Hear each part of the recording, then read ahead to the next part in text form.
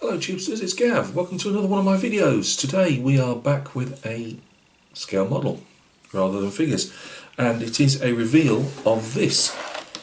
Don't worry Gav, they're all spares inside. It's the M4A3 Sherman. It's quite familiar to most of you. It's an old Tamiya kit which they've rearranged, reboxed, rearranged, figures in, figures out. Different gun, as the Sherman developed, obviously they've made lots of, as kit companies do, lots of different variants of it. This was sent to me by a fellow YouTuber, Victor of Vic's Miniatures. I think I might have got that right for a change. It was really kind of him. It's taken me about 18 months or more to actually build and paint it. I building it as a tribute to Vic. He's a really decent fella, not just because he sent me this, but we might be different personalities, but we both enjoy figures and kits, figures of all descriptions, from wargaming figures, of any size, to 1 in 35 scale figures, busts, 75 mils, 54 mil. You get the drift.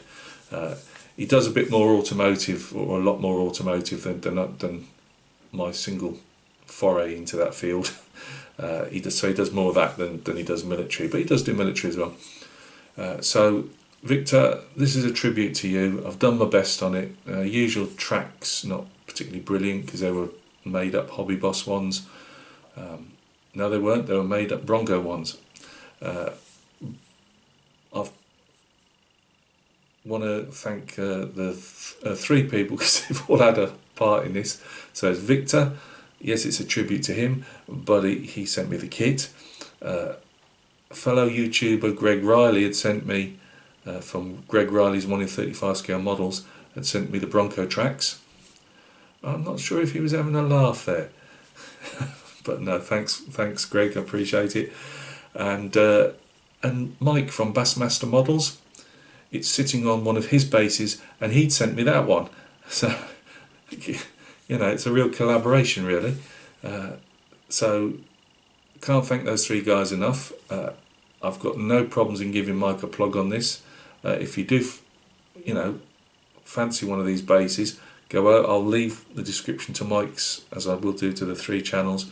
I'll leave a description to Mike's channel, and I'm sure you'll be able to contact him and see if he can set you up with a base. So I think that's all I want to say to camera for a change. Let's go down to the bench and take a look. Right guys, apologies, I'm juggling for space again, but I have taken some photographs, and I will put those on at the back. I was going to do, I've painted one figure or two figures, I can't even remember now. One figure definitely. I won't be, as I say, I'm not going to put it on a base now. I've just really run out of time. Not so much run out of steam, but I just haven't got the time at the moment. It's all starting to get, as I say, I'm doing too much really. So I just wanted to get it so that the entire tank was done. And with one of Mike's excellent bases, where's finger pointing? There. With one of Mike's excellent bases, they really do make great little display stands. I've got the FT17 that Beetle sent me. Somebody else. That's sitting in the cabinet at the moment on the other display stand that Mike sent over to me. Right, what did I think of the kit? Very, as usual, it's a Tamiya kit, so it's very straightforward to put together. It's an older kit from, I believe, the late 80s, and it might even be older than that, I'm not sure, but I'm not going to, because all the stowage is loose, I'm not going to turn it upside down. But as you've seen on other videos I've done of her, I've put plasticard. This was all open underneath, and yes, looking from this direction, you don't have to fill it in, but I put plastic, styrene sheet to fill it in. I did weld beads, which you're never going to see, but one, it helped keep reinforce the glue, and two, it was the right thing to do. If that makes sense. I know it's there. The rest of the tank, as I say, apart from that, is fine. Oh, and you have to, if again, you'll have to cover the rear up on the underneath the engine deck as well, because that's all open. If you're going to go down that route even. That's all right. I'm trying to look through my glasses, which are good for short distance, but not good for long, as I'm trying to get the sound off my computer. Right, yeah. So because it's an earlier tank, you either put up with the under part missing, which they do on all their tanks. I did a Merkava, which was the same, but with its side skirts, it wasn't really a problem. But with this, you know, I thought, well, maybe people might see it. There were rubber tracks in it. Unfortunately, well, I'd already wanted to do. I can't afford metal tracks. I mean, they're a bit out my price range, really. And but Greg had said, he said, well, I've got some Bronco tracks I'm not using, and I've also got a set of rubber tracks. I'm not sure if it's from a Tacom or an Asuka or something. I'm not sure which, but from another Sherman. And he sent me both down. The rubber tracks I'm keeping hold of, because he'd also sent me a Sherman, another Sherman down, an Israeli one, and I might well be using the rubber tracks on band tracks on those when I get round to doing it.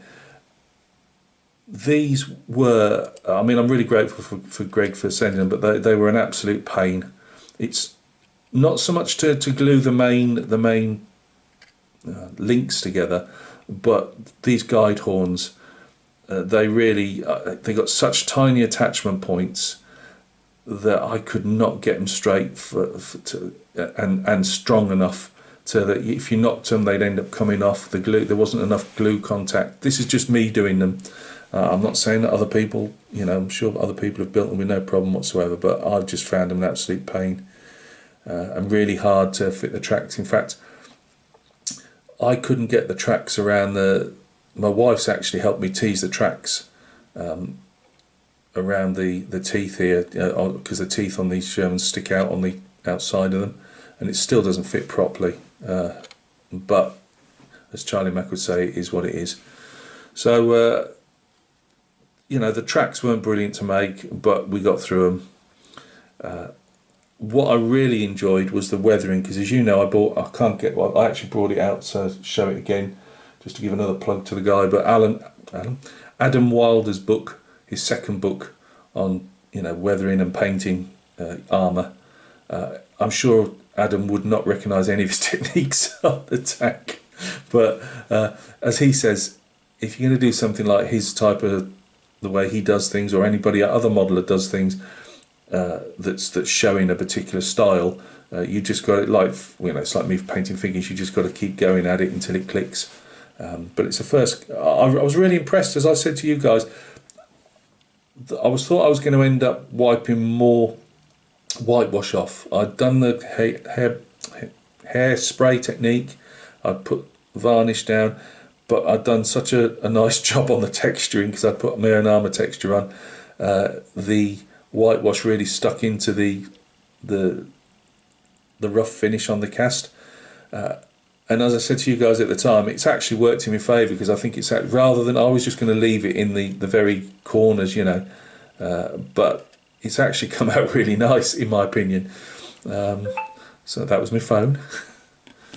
Right, so yeah, really impressed with that book. It was about £30, £35 plus delivery, probably 40 quid or 35 quid, and I was really impressed. I like it a lot. Again, I seem to have completely lost my clear parts. I think they were in there. I definitely seem to remember them being in there, which means the vision block here actually doesn't have anything in it. But with the shadows and that, I would have given it a dark colour anyway, so, well, we just got to say that it's there. And the light, I put some crystal clear in there. What I do wish now is I get these little, it was something I learned from Greg's models. You can make the bulb effect by sticking these jewels that, you know, like they put on gift cards and stuff that people make when they're making their own cards. Well, if you stick one of those in and then put your plastic clear part in front of it, it really does look like a bulb. I think it's great, and I was going to do that, and I thought, no, I'm sticking this glue on, it's probably going to be all opaque, you're never going to see it. Well, it's actually gone quite clear, so could have probably done with doing that. I've gone not over heavily on the weather. I mean, Adam's stuff can be sometimes really well chipped and all that, and it's a style, it's artistic, if you want to say that word, because people always argue tanks weren't in the field long enough to get overly rusty and all that, and I do get that argument, and it really is, if you like to see a really smashed up, beat up tank or not. But one, it's each to their own, and two, it's almost like well, it is. It's like you're making your little art. Some people like seeing art hanging on walls. I like seeing them as figures and kits. So I've got no problems. Don't get me wrong. I wouldn't particularly want to see this bright pink or black or something that it didn't have. But I've got no problems seeing it well chipped and beated up and rusted and all that. That really is down to either the person that's building it or, sorry guys, I haven't got much room here, it's trying to turn the base around, or the viewer, what you happen to like. But no, the stowage, by the way, there's tons of stowage in that kit. There's double what I've actually got on there. Now, I've not stuck any of this down because I run on financial empty a lot, or at least low level. So yeah, that stuff like this can be reused and reused and reused. I must have at least 2 or 3 times the amount of 50 and 30 cal boxes of ammo, plus, and it was nice to have I believe I've put some upside down, but I just couldn't see which way. But it's nice to have the writing on them as well, and it's on the side of the sea rats. I put some little black spots on for nail heads on there. But I was trying to, again, I'm over talking myself. I've done slight mud over things, and they could really, I mean, these could have easily just been thrown on literally half an hour before, if you were taking a photograph, half an hour before you took a photograph of this tank, so they might not be muddy. But it could have done with, if I was putting it on a base, I would have put speckles of mud, flicked mud on them and that, just to tie them in a bit more so they're not so stark and new. But because I'm reusing them, I wasn't too keen on covering them on something that might be used on something else. And that's about it, really. Obviously, I've done my own weld seams where I thought it needed extra. I'm not very good at it still, and they're a bit overly chunky, but again, it's practice, isn't it? 50 cal went completely wrong. I've no idea why I do this, although I was an infantryman, I've never actually used a 50 cal. But I continuously put them upside down. I put the blooming ammo box, not so much on the wrong side, but I put the ammo box upside down as well. So yeah, the handles I managed to stick on skew-ift, and I've just left them there in the end. I didn't do a great job. I did the stretch sprue, but last night, it was late last night, and I was super gluing it on, and it went a bit haywire. So yeah, and that's about it. It's been a really nice. At first, I'm not a huge Sherman fan.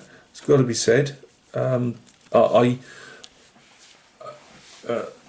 just mean as the look of the Sherman, and I'm not a particularly German tank lover or anything. It's just whatever happens to take my fancy. But I'll tell you what.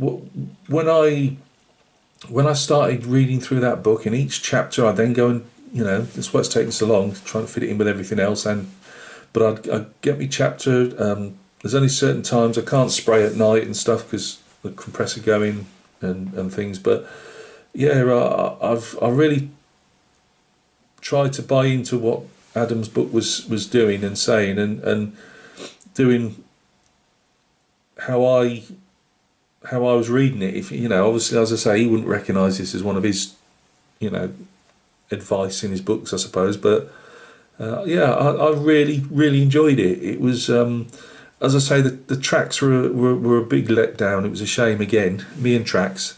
I've got I've got a few tank kits in the stash, and I'm going to buy one of my own. Well, some of them are, but some of them are bought by me. I don't just sit here waiting for kits to be sent to me. But I haven't got anything apart from the Puma, the modern German Puma, which although I love that vehicle, I just haven't got the I've built all the tracks for it to prove. If you remember last year, I think it was, I built all the tracks ready, so when I finally get that kit together, the tracks are done. And I just want to prove to myself that I hadn't got some hoodoo over tracks. Maybe I've got a hoodoo in building older tracks that other people can build, or ones like these Bronco aftermarket ones, I don't know.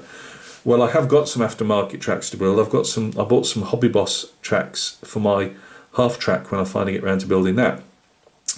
But I would have done that next, but it's just messing around with these tracks has left a bit of a bad taste in my mouth. So I'm going to hang off the half track for a bit, and I just want to build something that I've just do what I've done on here, add some texture to it if it needs it, do a really nice, or as nice as I can do, paint job, all the stuff like a night shift type of job, not to his standards obviously, but just so I can say, yep, put it on a small base, and just love what I'm doing, because as I say, everything else was fine, but these tracks again, with the little guide horns, it wasn't, I don't mind sticking them on, it's just I just couldn't stick them on straight, or they just weren't, no matter what I tried to stick them on, some would stick fine and others would just fall off. So I don't mean to sound ungrateful that Greg sent me those, because he was doing me a good turn. It's just you've got to keep trying, haven't you? So I've been looking around. I mean, obviously inflation and everything else now is going through the roof, and just like everybody else, we're getting hurt by it. But I've set my heart. I've looked. It was funny. I wanted a rifle kit or a TACOM kit, and I've really almost ready to go for an Amusing Hobbies kit, and that is they do a Conqueror, and they do one called the Badger, which it really is a paper tank destroyer that the British. We only made about 170, 180 Conquerors, and I will build one of those. It was like a super heavy tank that, because it was super heavy, it was probably a bit too much, and we only made so many. But they did serve. But there's also a tank destroyer version which I never got off the drawing board, called the Badger, and it's like a huge Jagdpanzer or Jagdpanther, and I wouldn't mind doing that, either that or the Conqueror. I'd make a few different. I've got lots of ideas for it. Add some black and green armour rather than just the green and stuff. So I've got my heart set on one of those. I've read up loads of reviews, and everybody says it's a good kit. The tracks clip together. Literally clipped together, and when I read that, you've sold me. Never mind what the rest of the kit does. So yeah, I haven't got one yet. I thought I'd give myself a week or two to see if it could. You know what I'm like with my head. I think I'll give me a week or two and cool down, because they're not cheap. I think they're anywhere from 45 to 50 odd pounds. So it'd be a big investment. So I'm giving myself a week or two to see if the idea cools down in my head. If it doesn't, that will be I wish I'd said that now. You just know all the people that hold up. Hey, that Gav Booth, he wants one of our kits. Let's stick another 10 quid on him. But yeah, I'm going to get one of those. So it'll either be a Conqueror, or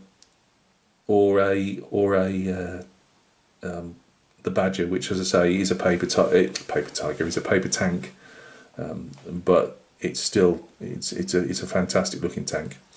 Anyway, let's talk about this one. So once again, if you haven't gone and had a look at Victor's channel, it's Vic's Miniatures, but he does kits as well, and he's just an all-round decent fella. I don't think there's anybody that knows him in the community that wouldn't say different. So please go and check Victor's channel out. A link will be in the description. Again, for all my whinging about these Bronco tracks, I can't whinge about the fellow who sent them to me. Again, Greg Riley. Half my cupboard is full up of stuff that Greg sent to me over the last few years. He's a real decent fella. I know his neighbours don't say that, but you know, will stand up for him. Really nice fella, and I'll leave a link to his description. And my good Mara Mike over in Belarus, he makes these, anything to do with his daytime job is making, this is made out of plaster by the way, and his daytime job is doing all that type of stuff. If you go over to his channel at the moment, he's done a fantastic bridge. He's a top skills modeler in himself, but he does lots of this type of stuff for himself, and you know, if anybody's interested in buying them off him, you can obviously talk to him about those as well. He's just built a bridge because he's really skilled in all this type of stuff, and I'll leave a link to his channel description, and you can go and check Mike out.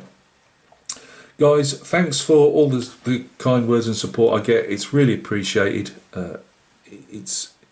It's nice to be a part of all this stuff on YouTube with you know, real kind-hearted people, as it's shown here. You know, this kit's here because of Victor, it's here because of Greg, and it's being displayed because of Mike. You know, oh, and I did a bit of painting and stuck a bit of glue. You know, so you know, really real decent people out there. You know, and I'm just really humbled by the generosity of people and how they look out for others.